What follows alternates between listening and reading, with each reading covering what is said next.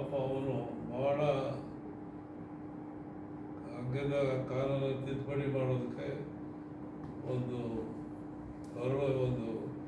ಭರವಸೆ ಹೇಳ್ಬೇಕಾಗಿತ್ತು. ಹೇಳಿದ್ರು ಅವಾಗ ಏನು ಮಾಡ್ಬೇಕು ಹೇಳಪ್ಪ ಅಂತ ಸಮಿತಿ ಮಾಡೋಕ್ಕೆ ಮಾಡಿದ್ರು.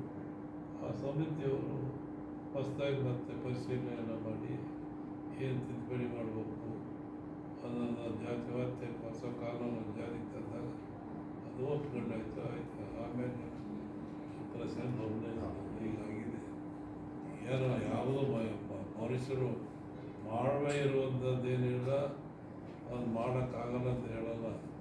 ಶಾಸನ ಸಭೆಗೆ ಹೋದಂಥವರು ಇಂಥ ವಿಚಾರಗಳನ್ನು ಭಾಳ ಗಂಭೀರವಾಗಿ ತಗೊಂಡು ಅಲ್ಲಿ ಬರ್ರಿ ಇದನ್ನು ಸೇರಿ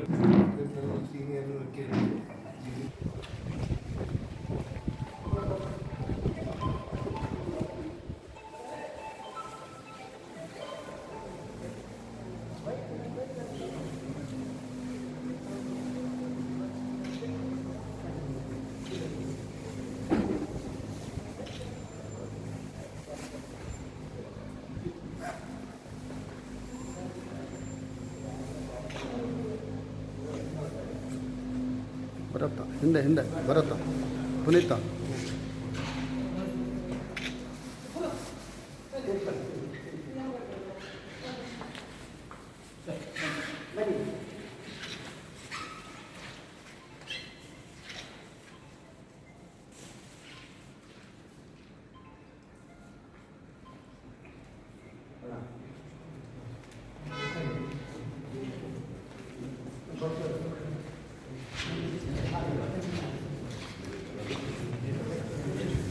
Gopakrishnan.